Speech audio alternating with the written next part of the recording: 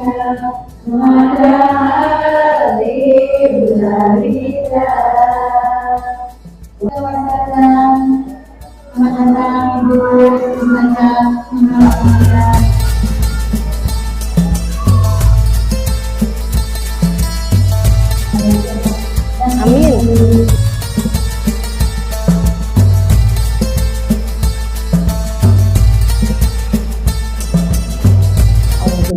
Bismillahirrahmanirrahim. Bismillahirrahmanirrahim. Assalamualaikum warahmatullahi wabarakatuh.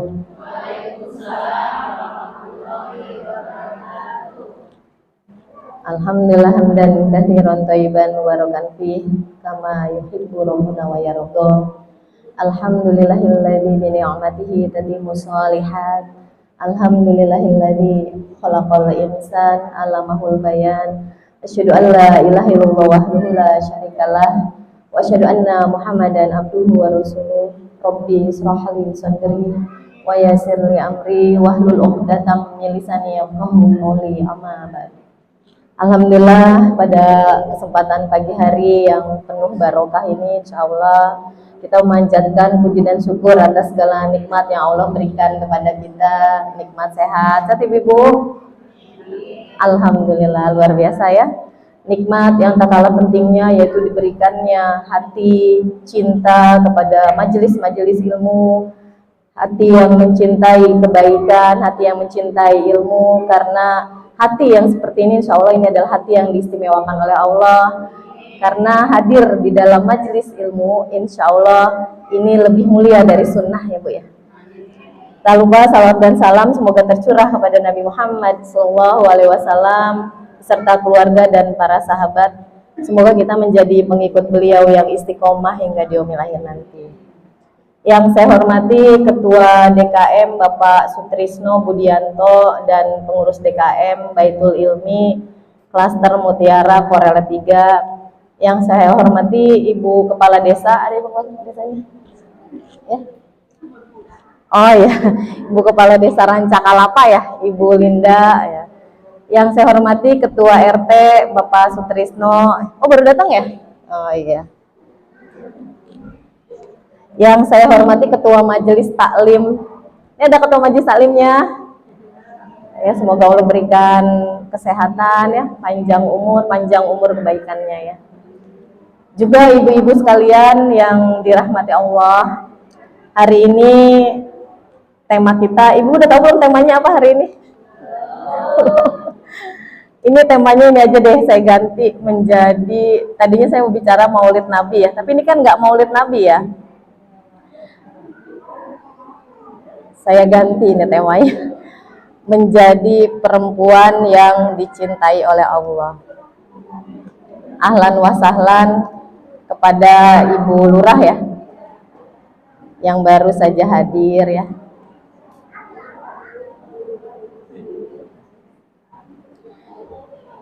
Saya beberapa waktu lalu, sebulan yang lalu saya ngisi di Kecamatan Panongan ya. Ada yang hadir nggak Bu? Ibu Lurah sehat. Ada yang hadir nggak Bu di pengajian Kecamatan Panongan? Nggak ada ya. Yang hadir waktu itu ada Bu Camat, ada ibu-ibu lurahnya juga ya. Lurah dari berbagai kelurahan di Kecamatan Panongan. Nah, temanya tadi saya mau bicara tentang Maulid Nabi, tetapi kita ganti menjadi perempuan yang dicintai Allah.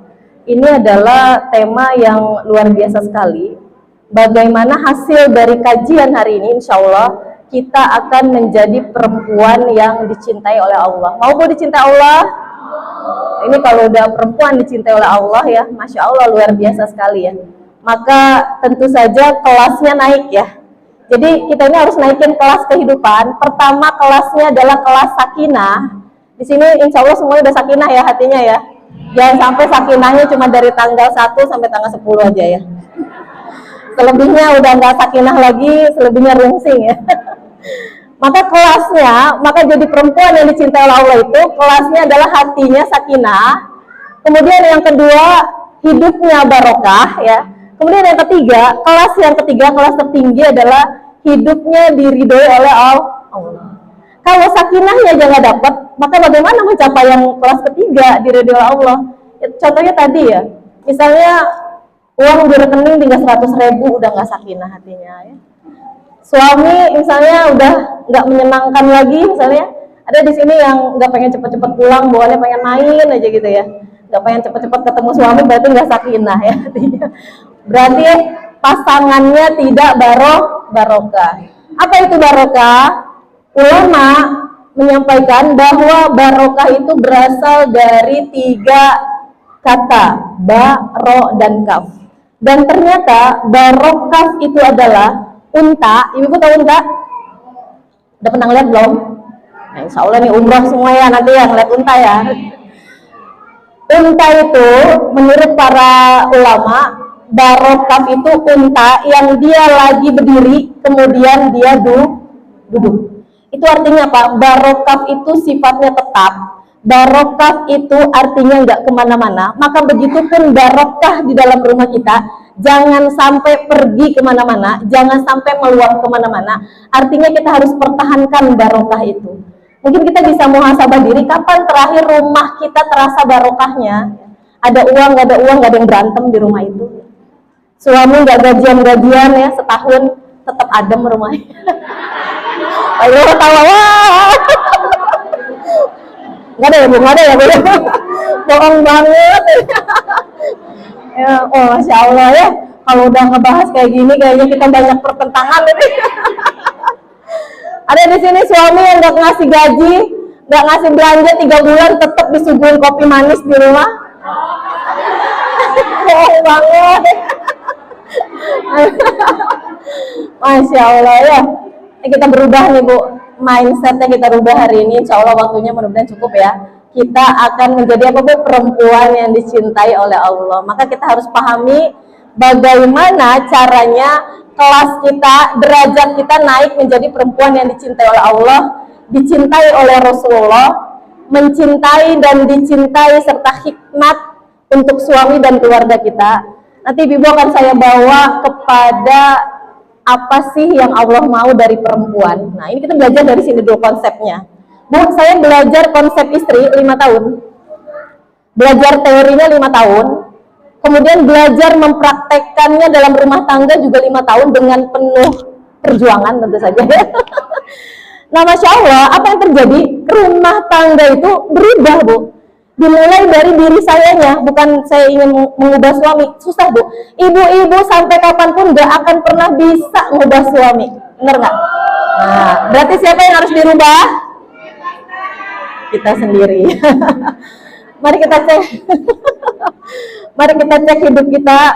Kalau hidup kita, hidup berkeluarga kita, cara berkeluarga kita, ternyata semakin banyak masalah ya. Berantem sama suami betapa seringnya, sama anak juga sama, anak-anak susah dididik, ini banyak masalahnya rumah tangga ya. Rezekinya semakin sempit, ini banyak masalah nggak?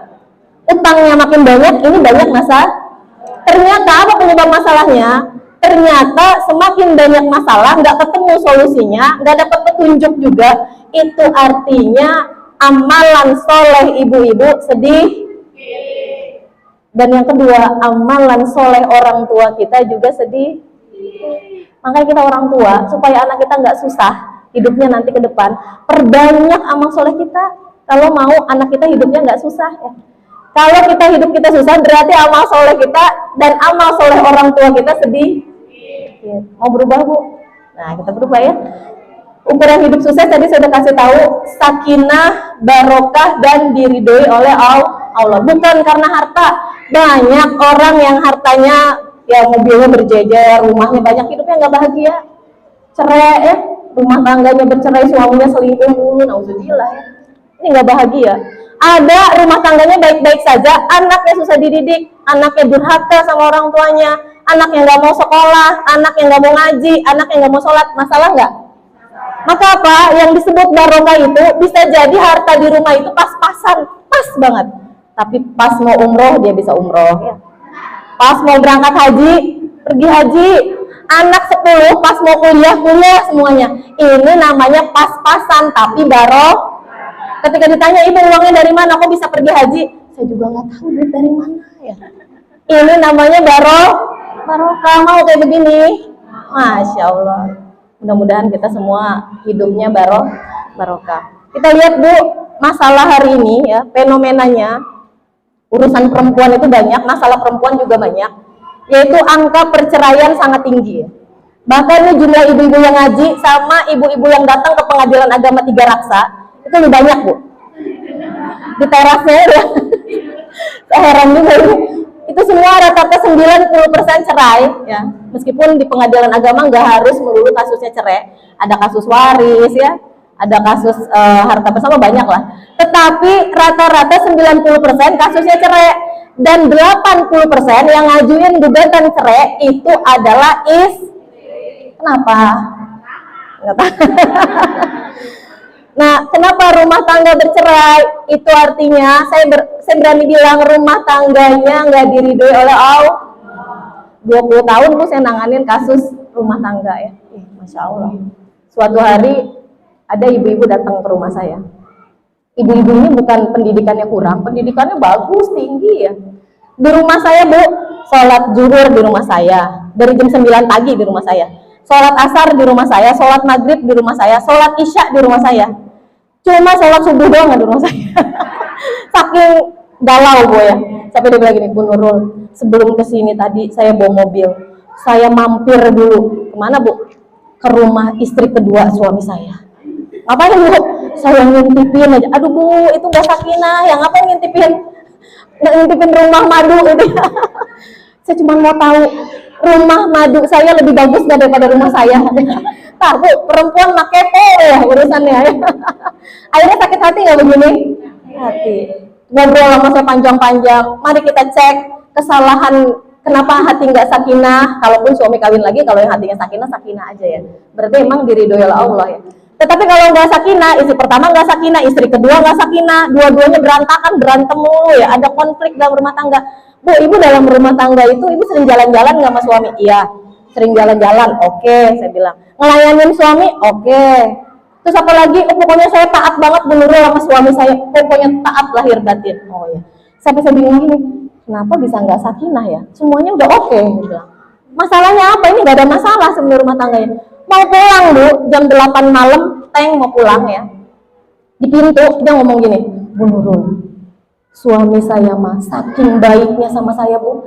ATM-nya tiga-tiganya dipegang sama saya. Menurut ibu ini ada masalah nggak? Ada nggak? Jawaban ibu menentukan masa depan rumah tangga. Ya, sekilas memang nggak ada masalah. Nanti kita akan bahas bab qawamah ya. Nanti saya akan bahas. Nanti ibu-ibu kalau udah dengar wajib diikuti ya Bu ya. Tentang ATM ini sepele Bu ya. Tapi nanti ini akan mempengaruhi sakinah dan barokah di dalam rumah tangga ya. Maka kita bahas pertama poinnya dari istri dulu. Kenapa? Karena di dalam Al-Quran lebih banyak bicara kisah-kisah perempuan. Ternyata Allah menginginkan perempuan itu jadi apa dulu, nanti kita akan lihat. Pertama ada peran perempuan, ada 4. Pertama dalam Al-Quran ya, ini Al-Quran yang bicara. Makanya kita suka salah kaprah. Kita nggak paham konsepnya, makanya gagal rumah tangganya. Mendidik anak gagal karena nggak paham konsepnya. Yang pertama, Al-Quran membicarakan perempuan itu dipotret perannya jadi, yang pertama jadi ibu. Ini nggak berurutan ya, ini saya sebut aja. Yang kedua jadi dirinya sendiri. Yang ketiga dalam kehidupan sosialnya. Yang keempat sebagai istri. Kira-kira mana yang Allah pengen banget ibu-ibu perannya paling banyak jadi apa? Jadi apa? Jadi istri. Ada yang jawab jadi ibu? Ada yang jawab jadi ibu nggak? Yang pertama perannya. Oke, kita tes. Pagi-pagi ibu-ibu bikin sarapan buat anak dulu atau buat suami dulu? Nice. Ada nggak yang gini? Masak. Pah, makan dulu Pak. Sebelum anak-anak makan, kamu dulu makan. Ada yang gini? Ini makanan terbaik. Ini makanan tenaga paling fresh dari mama. Ada nggak begini? Gak ada. Kenapa? Berarti kita lagi menjadikan peran diri kita sebagai Bu, banyak salahnya. Kenapa? Karena Allah menginginkan peran pertama dalam diri perempuan yaitu sebagai istri. Kenapa? Al-Quran memotret di dalam kisah-kisah perempuan 54% peran terbanyak itu adalah sebagai istri, yang kedua baru sebagai ibu, yang ketiga perempuan sebagai dirinya, yang keempat dalam kehidupan sosialnya. Jangan dibalik-balik. Maka perempuan kalau pengen beres rumah tangganya, pengen beres urusan barokahnya, pengen beres urusan sakinahnya, jangan ditukar peran-perannya. Yang pertama harus jadi tapi kadang-kadang mah paling pertama ngelawan sama suami ya. Kayak mau jadi istri ya.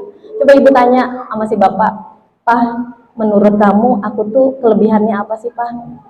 Kalau suami ibu jawabnya cepat, "Mama pinter masak, mama rapi, pinter." Oh, berarti fix ibu diridoi sama suami ya.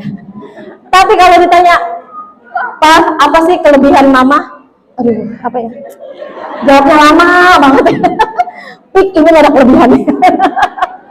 Itu ya Bu, jadi peran pertama sebagai istri. Nah ini jangan diprotes, kok begitu sih, harus jadi istri dulu. Iya, karena kenapa? Ketika peran istrinya ibu beres, kalau di rumah ada masalah, yang diberesin bukan peran sebagai ibu, tapi peran sebagai kalau di rumah rezekinya tersendat, suaminya selingkuh, berarti ada yang gak beres, peran sebagai Kalau di rumah ada anak-anak yang nakal, nauzubillah, anak-anak susah diatur, anak-anak nyusahin, anak-anak mencoreng aib di muka kita dengan berbagai macam kasus, yang seks bebas, yang narkoba, yang tawuran, yang hamil di luar nikah, yang aborsi. Ini masalah anak-anak kita sekarang. Ini masalahnya ada di mana? Introspeksi diri. Bisa jadi ada ketaatan ibu yang kurang terhadap suami. Ya. Jangan nyalahin anaknya dulu. Ini pasti gara-gara mama. Karena mama kurang taat sama papa. Nah, gitu ya Bu ya. Berani Bu begini? Berani berubah? Nah, berubah insya Allah kalau mau bahagia ya. Nah kemudian ini banyak sih temanya. Cuma saya pilih-pilih aja ya. Nah kita muhasabah lagi ya Bu ya. Kira-kira konsep pertama perempuan yang dicintai oleh Allah itu seperti apa? Perempuan yang dicintai oleh Allah adalah perempuan yang menjaga dirinya. Masya Allah ya. Ini sebenarnya temanya perempuan yang dipuji oleh Allah ya. Tapi ini perempuan yang dipuji oleh Allah dan dipuji oleh Rasulullah. Ini tema bab yang paling penting dalam hidup kita. Jagalah diri kita. Sebagaimana siapa yang dicontohkan Al-Quran, perempuan yang dicintai oleh Allah yang paling luar biasa adalah ada dijadikan surat, satu-satunya perempuan yang dijadikan satu surat tersendiri di Al-Quran. Surat apa? Maryam. Maryam surat keberapa? 19. Kenapa Maryam istimewa? Kenapa Allah memuji habis-habisan Maryam? Kenapa Allah begitu mencintai Maryam? Bahkan Allah mau kasih contoh, sepanjang peradaban manusia hidup, Maryam ini satu-satunya yang harus dijadikan contoh perempuan terbaik. Sampai namanya dijadikan satu surat. Kenapa Maryam? Bahkan di Quran surat At-Tahrim, Maryam itu disebut oleh Allah wa kanat minal qanitin. Kenapa Allah nggak sebut qanitat? Harusnya perempuan mah qanitat bukan qanitin. Kenapa? Apa Al-Qur'annya salah? Enggak. Karena Allah ingin menunjukkan ini perempuan terbaik, harus jadi contoh perempuan yang ada di muka bumi di peradaban manapun. Maryam itu ketaatannya kenapa disebut qanitin sama Allah?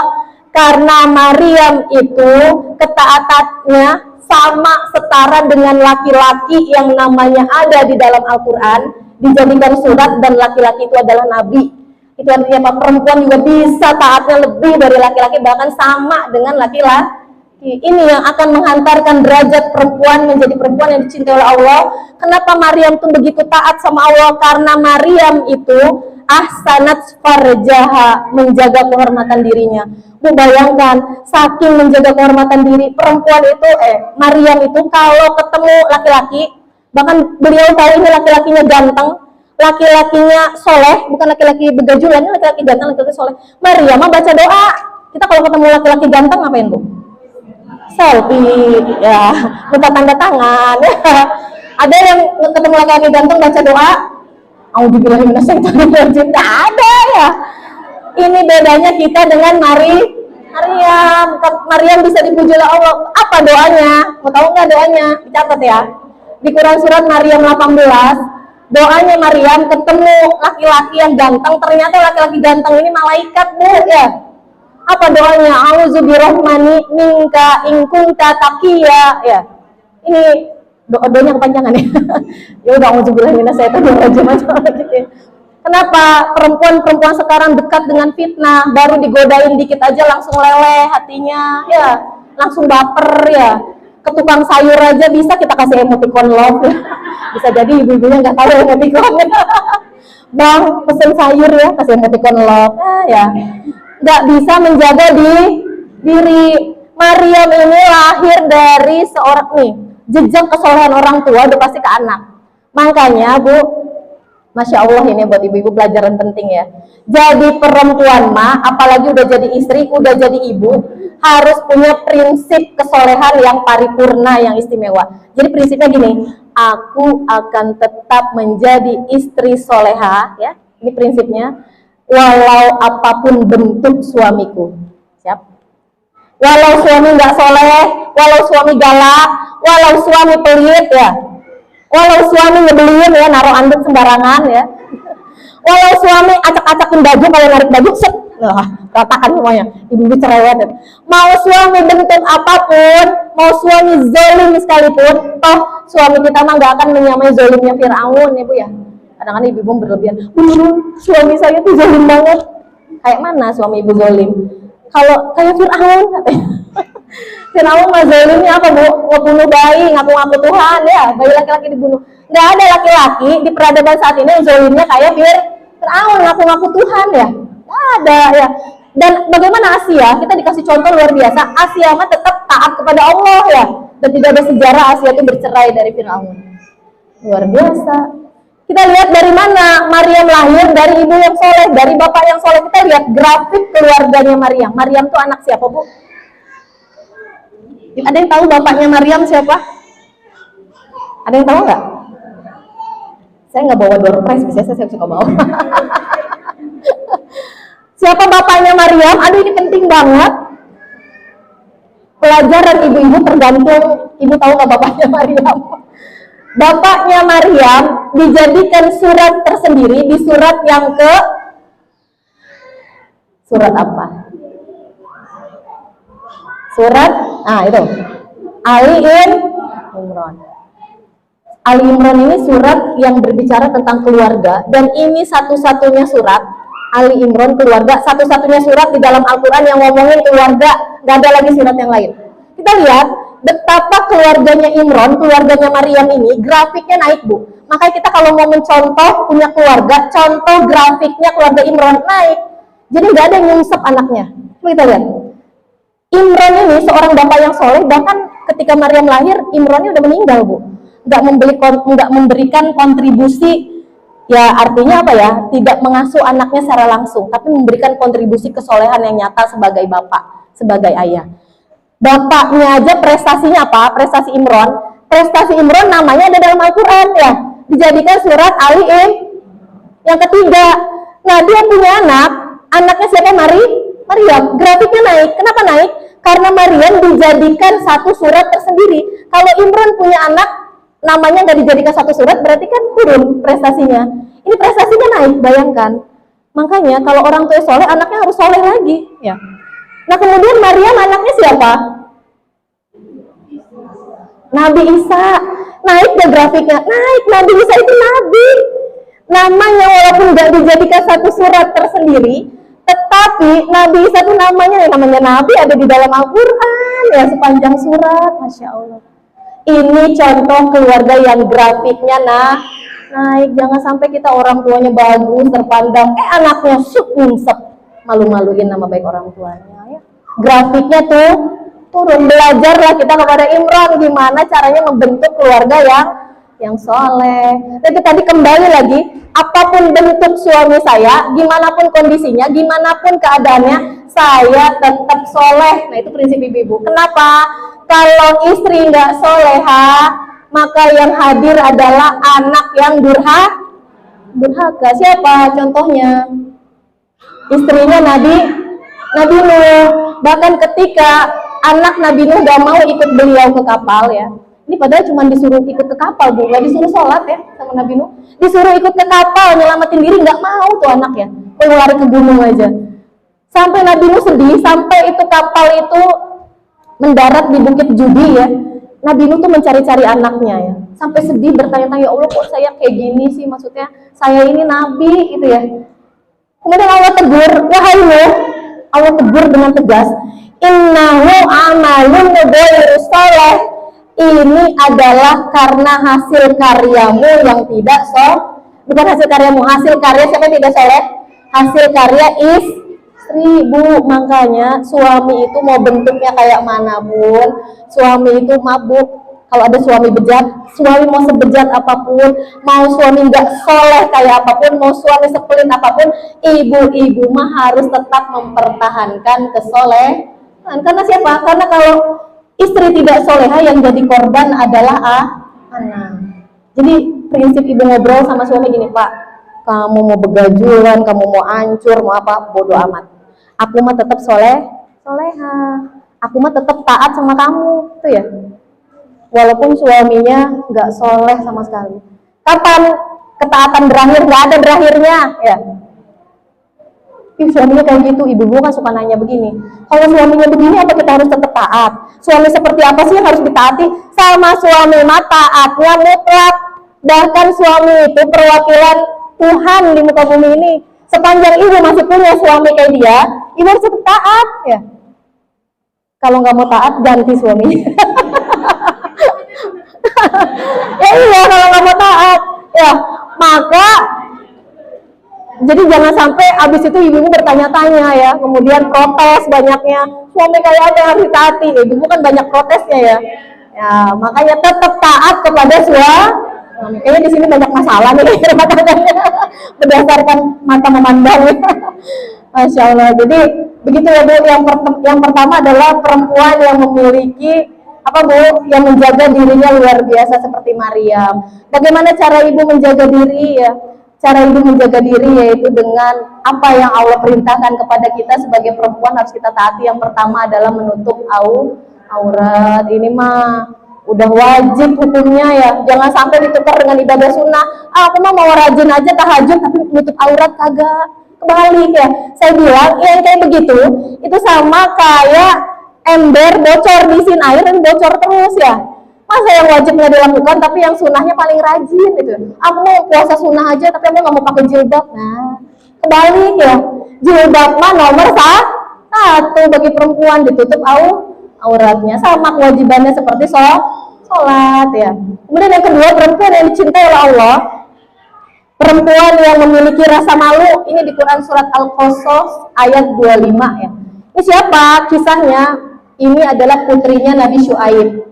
Bahkan Allah itu memuji perempuan ini saking malu-malu tuh jalan deket laki-laki.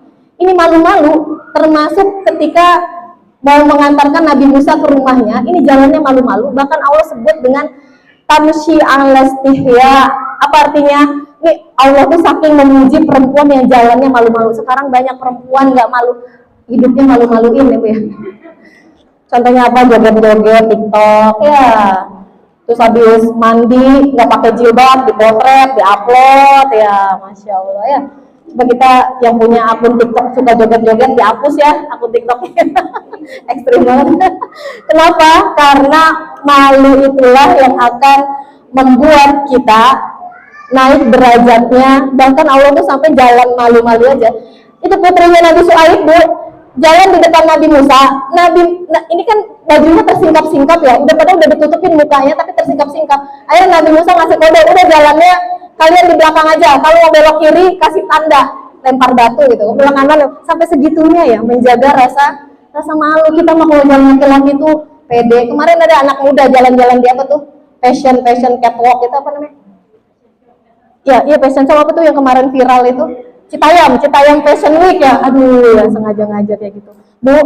Bahkan peradaban sebelum Islam datang itu, para laki-laki, ini sebelum Islam datang ya, para laki-laki seperti Abu Jahal aja. Abu Jahal ini kan jahat banget ya. Ini sama keluarganya, sama istrinya itu sangat menjaga. Ini Abu Jahal ini gak akan membiarkan istri dan anak-anaknya tampil di muka umum nyanyi-nyanyi, joget-joget, itu sangat dijaga. Tapi kalau ada suami membiarkan istri dan anak-anaknya, anak-anak perempuannya nyanyi-nyanyi, itu suaminya ikut nyawer ya, ini berarti kualitas laki-laki ini lebih rendah dari Abu Jahal. Jangan mau Bu ya, suruh nyanyi-nyanyi sama bapak depan laki-laki ya. Nah, terus kemudian yang berikutnya, perempuan yang dicintai oleh Allah. Ini saya sampai jam berapa? Asar. Sampai suara saya serak. Yang ketiga, sampai jam berapa? Jam 11. Masih lama ya berarti. Perempuan yang dicintai oleh Allah berikutnya, ini ayat favorit saya termasuk. Saya sampai merenungi ayat ini, Masya Allah Bu ya. Ini adalah perempuan yang diinginkan oleh Allah. Dan menurut Allah ini adalah perempuan terbaik. Ini ada di Quran surat At-Tahrim ayat 5. Saya ringkas saja isinya ya. Jadi surat At-Tahrim ini berkisah tentang Nabi punya masalah sama istri-istri beliau. Bu, Nabi aja dalam rumah tangganya bermasalah. Itu maksudnya apa? Allah hadirkan masalah dalam rumah tangga Nabi supaya rumah tangga ini mudah ditiru. Kalau rumah tangga nggak ada masalahnya, susah kita nirunya Bu ya. Rumah tangga apa nggak bisa ditiru, tapi Nabi rumah tangganya manusiawi, ada masalah tapi cepat juga selesainya. Bahkan ada seorang ini ya, seorang ahli ilmu ya, kalau nggak salah namanya Dr. Farid ya. Dr. Farid ini, beliau ini suatu hari pergi ke Madinah ya, umroh, dalam ibadah umroh. Kemudian beliau mampir di Masjid Nabawi. Masjid Nabawi ini kan rumahnya Nabi ya dulunya. Kemudian beliau merenung begini Bu, kenapa Nabi istrinya banyak? Ada yang tahu kenapa Nabi istrinya banyak? Ada yang tahu nggak? Kenapa Nabi istrinya banyak?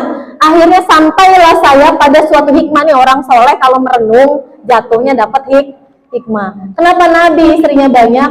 Ternyata Nabi itu kisah hidupnya indah banget. Semuanya indah. Kehidupannya nggak cukup kalau dibagikan kepada satu maka kisah indah kehidupan Nabi itu baru selesai ketika dibagikan kepada 11 istri. Ini bapak-bapak istri satu aja nggak keurus, hidupnya nggak indah-indah banget, pengen istri banyak-banyak ya, istri satu aja keleleran ya. Pak, kamu mah gak usah kawin lagi Pak. Kenapa? Hidup kamu gak indah-indah banget, cukup dibagi nama aku aja satu. Suka gitu ya Bu. Kemudian ada lagi Dokter Aisyah Abdurrahman ya. Beliau ini dipoligami Bu, istri kedua. Kemudian beliau mengatakan, tidak ada satupun wanita di dunia ini pengen dipoligami. Bener gak Bu? Bener? Oh paling kencang ya, bener. Bu Nura paling kencang. Tidak ada satupun wanita di dunia ini ingin dipoligami. Tapi kenapa istri-istri Nabi itu dipoligami, tapi nggak ada yang minta cerai dari Nabi? Kenapa? Kenapa? Karena Nabi adalah laki-laki terbaik yang pernah ada di muka bumi ini ya. Suami kita hidupnya nggak baik-baik amat. Tapi suka pengen kawin lagi ya. Pak, sebelum jadi punya istri banyak, kamu jadi suami terbaik dulu di tingkat RT gitu ya. Di sini ada nggak? Di sini ada nggak perlombaan dari suami terbaik tingkat RT? Gimana? Nah, ini berarti bapak-bapak kurang membaca, kurang memahami hadis Nabi. Khairukum li ahli ya. Ini Nabi nih bicara. Wa ana khairukum li ahli, sebaik-baik kalian adalah yang paling baik kepada wa ana khairukum li ahli, dan aku adalah yang paling baik kepada keluarga. Ada bapak-bapak sama istrinya jahat banget ya, tapi sama orang mah baik, apalagi sama partner bisnisnya baik banget ya. Sama orang rekan kerjanya baik, sama anaknya paling galak, ditakutin di rumah ya. Bu, ternyata ada penelitian 70% di dalam rumah bapak-bapak itu sudah tidak dikagumi lagi sama anaknya. Ini jadi pelajaran buat ibu-ibu ya. Jadi pelajaran untuk bapak-bapak, bapak-bapak nggak ada ya. Nah, kita kembali ke Quran surat At-Tahrim. Saya ringkas. Ini perempuan seperti apa? Ini suasana ayat ini adalah ayat ketika Allah menegur Rasulullah SAW. Ibu udah buka surat At-Tahrimnya? Sudah ya? Nah, yang pertama ayat ini bicara tentang mengganti istri Nabi dengan yang lebih baik. Bu bayangkan, ini kriteria perempuan yang bisa saja mengganti istri Nabi. Padahal istri Nabi ini udah terbaik ya. Ibu contek aja satu istri Nabi, ibu contoh, ibu profiling, misalnya Aisyah, misalnya Khadijah, oh aku pengen seperti Khadijah, aku pengen seperti Aisyah. Nah, ibu contoh aja istri beliau sampai meninggal, Masya Allah masuk surga Bu. Karena semua istri beliau tuh baik semuanya. Tetapi ketika bicara di Quran surat At-Tahrim ayat 5, di sini karena istri-istri berkonflik menyusahkan Nabi, Allah mau ganti gitu ya. Kalau diganti kalian dengan perempuan-perempuan yang lebih baik dari ini, seperti apa? Ini yang bisa kita tiru. Ini buat jadi pedoman kita, buat jadi konsep hidup kita, supaya kita dicintai oleh Allah. Yang pertama apa? Muslimatin. Muslimatin itu apa? Perempuan yang patuh. Kita ini muslimah Ibu ya. Alhamdulillah ya Allah, takdirkan kita menjadi seorang muslim. Ini muslimatin, patuh kepada Allah. Kemudian yang kedua, mukminatin. Mukminatin ini perempuan-perempuan yang beriman. Cari ayat-ayat Al-Quran untuk perempuan mana yang belum kita taati, ayat-ayat Allah, maka segera kita taat kepada Allah. Mana yang larangan Allah sering kita langgar, maka mulai hari ini jangan ada lagi pelanggaran ya. Kemudian yang ketiga, qanitatin ini perempuan-perempuan yang taat, tetapi ada maksud bukan hanya taat kepada Allah dan Rasulnya, tapi taat kepada suami dengan kondisi hati yang ikhlas. Nah ini para ulama bicara qanitat ini pengertiannya adalah taat kepada suami dengan kondisi yang ikhlas. Artinya apa? Artinya ikhlasnya jangan pura-pura ya. Pura-pura ikhlas. Mah bikinin minum. Nah itu ikhlas nggak? Nggak ikhlas ya. Giliran gajian aja suami disayang-sayang. Tapi udah tanggal tua, mah mau makan, goreng sendiri tuh ayamnya di kulkas ada tuh. Masak telur sendiri. Kayaknya yang ketawanya paling kencang merasa ya. Suami suruh ke pasar sendiri ya, Masya Allah. Ini enggak qanitat ya. Bahkan nanti ada hafizullah ya. Hafizullah ini adalah perempuan-perempuan yang menjaga kepemilikan suami ketika suaminya nggak ada di rumah. Apa yang dijaga? Dirinya dijaga, jangan selingkuh sama laki-laki lain, jangan chat-chat mesra dengan laki-laki lain, dan jangan punya kepentingan dengan laki-laki manapun kecuali memang penting beneran. Ya ini siap, ini begini banyak banget kasus selingkuh Bu ya, ibu-ibu selingkuh, nauzubillah ya. Nah ini qanitat, bahkan menjaga harta suami. Jangan dijual harta suami tanpa sepengetahuan suami. Ada yang nanya sama saya, Bu Nurul kalau ngintip dompet suami boleh nggak? Bener ya, ada yang nanya begini Bu, ya benar, saking dia menjaga diri ya, menjaga suami. Boleh nggak ngintip dompet suami? Saya bilang boleh, tapi jangan diambil duitnya ya. Kalau diambil, apa resikonya kalau diambil? Kalau diambil, ibu nanti minta maafnya pas lebaran ya. Pak, maafin aku ya Pak. Iya Mah, dimaafin. Tunggu dulu Pak sebentar. Bulan Januari aku ngambil di dompet kamu 50.000. Februari 100.000. Berarti udah berapa? Udah 10 juta ya. Begitu pengakuannya, jangan diambil dompet yang ada di dalam dompet suami. Kalau ngintip aja cuma mau lihat, foto kawin masih ada, masih aman. Boleh, ini mah boleh Bu ya. Oh duit suami masih ada, oh boleh gitu ya. Tapi jangan diambil uangnya tanpa seizin dari suami. Bapak-bapak seneng Bu kalau ngedengerin ini. Ibu-ibu yang gak seneng kan. Nah ya, qanitatin ya, ini yang taat. Nah kemudian yang keempat, taibatin itu apa? Perempuan yang bertobat. Allah suka perempuan yang bertobat, setiap bikin kesalahan langsung bertobat pada Allah. Tapi jangan diulangi lagi dengan kesalahan yang sama ya. Nah kalaupun memang bikin lagi kesalahan yang sama, tobat lagi. Ini Allah suka perempuan yang bertobat. Nah kemudian yang ke berapa? Yang kelima, abidatin ini adalah perempuan-perempuan yang beribadah. Allah suka perempuan-perempuan yang ibadahnya bukan cuma wajib aja. Sholat zuhur ya jangan cuma 4 rakaat ya, coba ditambah sholat sunnahnya. Sholat zuhur itu kalau tambah sholat sunnah jadi berapa Bu totalnya?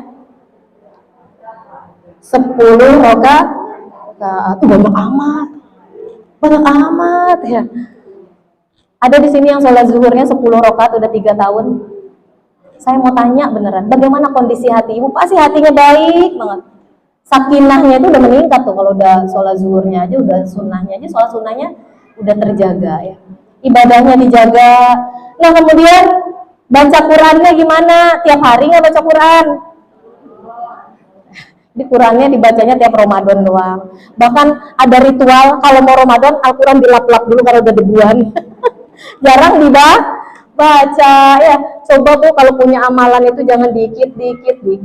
Amalan yang banyak. Ibu ingat ketika mau menambah amal soleh, misalnya amalan ibadah sunnah, saya akan menambah sholat zuhur saya menjadi 8 rakaat minimal ya. 8 rakaat. Ini saya maksudkan supaya setiap rakaat ini Allah ridho, Allah berikan pahala. Ini cukup untuk menjadikan anak-anak saya nanti anak-anak yang sakinah, barokah dan diridhoi Allah. Itu Bu, kalau kita lagi sholat, kita niatkan ini untuk kebaikan anak. Makanya anak-anak susah diatur. Kenapa? Karena orang tuanya amalan solehnya dikit ya. Salah mama ini nak. Karena kamu jadi nakal begini nih, mama kurang ibadah amalan solehnya, ibadah sunnahnya. Nah kemudian yang keenam, perempuan yang dicintai oleh Allah, ini menarik. Saya sangat suka bagian keenam ini. Kenapa Allah memisahkan antara abidatin dengan saihatin? Saihatin itu apa Bu? Saihatin itu adalah Allah cinta perempuan-perempuan yang berpuasa, puasa sunnah, bukan puasa wajib ya. Puasa orang-orang perempuan-perempuan yang berpuasa sunnah. Harusnya ini puasa ini masuk ibadah nggak? Kenapa nggak Allah masukkan aja saihatin ini ke dalam abidatin? Kan ini ibadah. Tetapi Allah ingin pisahkan. Kenapa? Karena perempuan-perempuan yang rajin puasa sunnahnya, sini catat Bu, perempuan-perempuan yang rajin puasa sunnahnya adalah perempuan-perempuan yang akan menjadi bagus ruhiyahnya. Saya bahkan bikin tulisan Bu, di Facebook saya, di Instagram saya. Kadang-kadang ada sesuatu yang bisa dilakukan oleh suami istri bersama-sama ketika punya masalah nggak bisa selesai-selesai juga. Ketika segala komunikasi sudah dilakukan, ketika sudah panggil orang hebat untuk menjadi perantara penyelesaian masalah, atau masalah di rumah itu terlalu banyak compang-campingnya di dalam rumah itu, coba suami istri lakukan puasa sunnah. Saya sebut ini komunikasi ruhiyah. Bisa jadi komunikasi secara fisik begini nggak selesai masalahnya, Pak. Tapi Pak kita puasa Pak. Bisa jadi masalah kita nggak selesai karena kita kebanyakan ngomong. Kamu ngomong, aku ngomong, nggak selesai masalahnya. Coba kita sekali-kali puasa. Nanti buka puasanya barengan. Ini enak, indah banget. Coba Bu, coba rasakan. Ini namanya komunikasi ruhiyah. Ada masalah yang nggak selesai dengan kata-kata ya. Kalau lagi berantem, coba gencatan senjata dulu. Aku udah tahu, kita berantem dulu nih. Kita gencatan senjata dulu Pak. Besok kita puasa Senin. Hari Senin ya, Senin Kak? Kamis. Ada lagi puasa ayam ulbit. Ibu-ibu punya tanggalan hijriah nggak? Kalau punya tanggalan hijriah, ibu-ibu tandain tanggal-tanggal ayam ulbit setiap tanggal 13, 14, 15 hijriah. Sampai setahun ibu-ibu tanggalin. Itu adalah kenangan kesolehan. Jadi hidup itu jangan punya kenangan-kenangan yang indah-indah malam pertama, masa pacaran, itu kenangan apa? Ngawinin anak. Coba sekali-kali punya kenangan kesolehan. Kenangan kesolehan itu apa? Kenangan kita terhadap apa yang kita lakukan, yang itu mendekatkan diri kita kepada Allah. Apa contohnya? Selain tadi ibu nandain puasa, yang ini akan menjadi jejak kenangan kesolehan. Ada lagi apa? Itikaf nanti di 10 malam terakhir Ramadan itu menjadi kenangan kesolehan. Aduh, betapa pas saat itikaf. Di sini ada itikaf nggak di masjid ini? Ada kan ya, supaya ibu-ibunya giro, semangat. Itikaf di 10 malam terakhir, ibu rasakan capek ibadah. Sekali-kali hidup itu capek dong ibadah, jangan capek nyuci aja ya. Ini kerjaan rumah bikin capek, ngurus anak capek, ngurus suami. Sekali-kali capek ibadah. Aduh ya Allah, ini sholat malam, sholat tahajud ya, imamnya habis baca surat Al-Kahfi nambah lagi. Itu kirain udah selesai, ternyata tambah lagi gitu ya. Itu kenangan kesolehan ya. Nah itulah. Kemudian yang ketujuh adalah thayyibatin wa abkaro, baik perempuan yang perawan maupun janda, dua-duanya punya peluang dicintai oleh Allah. Bahkan ini adalah perempuan-perempuan yang bisa melakukan ini, nomor 1 sampai 6 tadi, bahkan ini bisa menjadi perempuan-perempuan yang dianggap oleh Allah menggantikan istri Nabi. Kita nggak bisa cacat bagaimana kesolehan istri Nabi. Istri Nabi soleh-soleh, tapi Allah mau kasih tahu nih, aku kasih tahu nih, bisa menjadi pengganti istri Nabi yang modelan begini 1 sampai 6. Lakukan ya. Hidup kalau sudah dicintai oleh Allah, apa yang terjadi? Yang terjadi adalah rumah tangganya akan diridhoi oleh Allah, diberikan kemenangan oleh Allah. Bagaimana rumah tangga yang diberikan kemenangan? Di dalam rumah itu penuh hikmah, penuh petunjuk, melakukan apa-apa, melakukan keputusan-keputusan yang nggak pernah salah. Ini mah milih mantu salah ya, milih suami salah. Siapa yang salah ya kalau milih suami salah? Berarti nggak dikasih petunjuk oleh Allah. Yang terakhir itu ya, mudah-mudahan cukup waktunya. Yang keempat, perempuan yang dicintai oleh Allah, yaitu perempuan yang menjalankan peran sebagai istri soleha ya. Jadi istri terbaik untuk suaminya. Mulai sekarang yang kita pikirkan, bahkan Bunda Aisyah itu mengatakan wanita terbaik menurut Bunda Aisyah adalah perempuan yang setiap harinya mikirin penampilan buat suami. Itu menurut Bunda Aisyah. Ada yang begini, ini mah daster rombeng masih dipakai. Ada boleh. Kadang-kadang itu daster 3 hari nggak dicuci, dipakai lagi. Saking malesnya ya. Ini baju-baju dalaman itu entahlah udah nggak karu-karuan bentuknya ya. Seolah-olah yang ngelihat itu, biarin suami ini, ya emang suami yang ngelihatnya. Ya Allah Bu, bahkan kalau mau tidur bukannya pakai parfum, ini mah pakai press care. Pakai minyak bubuk, pakai koyo, gimana penampilannya nggak indah. Wanita terbaik menurut Bunda Aisyah adalah salah satu, ada 4 sebenarnya. Salah satunya adalah perempuan yang selalu tiap hari kepikiran bagaimana dia harus berpenampilan terbaik di hadapan suami. Tiap hari mikirinnya itu. Aku mau beli lipstik itu, kayaknya suamiku suka tuh. Nah, aku mau beli baju itu, suamiku suka. Ini mah baju nggak ganti-ganti, gimana suaminya suka ya. Baru aja suaminya pulang, ibu masih sibuk nih. Suami berangkat, ibu masih sibuk ya. Bajunya kotor ya. Iya kan, bekas tepung, bekas minyak goreng, udah nggak karu-karuan. Pulang kayak begitu lagi keadaannya. Bu, saya punya kasus Bu ya. Ada kasus ibu-ibu, suaminya kawin lagi. Ini suaminya setia Bu, kok bisa kawin lagi? Setia banget. Istrinya juga istri soleha banget. Zohirnya soleha ya, jilbabnya udah panjang ya. Soleha banget. Ini 3 tahun suaminya kawin, istrinya tuh mau nanya itu, padahal bergejolak di dalam dirinya ini ya. Dia tuh nggak sakinah banget ya. Dia merasa pengen memberontak, tapi dia nggak berdaya gitu. Padahal dia kaya, lebih kaya dari suaminya. Nah kemudian suatu hari dia memberanikan diri nanya, "Pak, aku penasaran banget, kenapa sih kamu kawin lagi?" Ini dong pertanyaan udah 3 tahun dipendam sama dia. Saking dia pengen nanya, apa sih yang menyebabkan suamiku kawin lagi? Padahal Bu, saya dikasih lihat foto istri keduanya masih cakepan istri pertama. Emang rata-rata begitu ya Bu ya? Kenapa bapak-bapak tuh nyari istri kedua lebih jelek dari istri pertama? Karena istrinya nggak milih ya Bu ya. Nah, dia nanya, "Pak, kenapa kamu kawin lagi? Aku kurang apa?" "Kamu nggak ada kurangnya, Dek." "Iya, kok kamu bisa kawin lagi? Aku kan udah jadi istri soleha." Kurangnya, terus dia cerita Bu. Suatu hari nih, ini bisa nyata ya Bu ya, konsultasi klien saya. Suatu hari aku itu dijamu makan, ya. Dia kan dia utusan perusahaan, ini dia diundang sama perusahaan rekanan. Dijamu makan Bu, nih 5 orang temen dia laki-laki semua. Nah kemudian kebetulan ini perusahaan ini pimpinannya perempuan, punya sekretaris perempuan. Lagi mau makan, disendokin ke Bu, si bapak itu sama si perempuan ini. Terus dia bilang gini, "Entah kenapa pas perempuan itu nyendokin aku nasi, hati aku bergetar," tadi.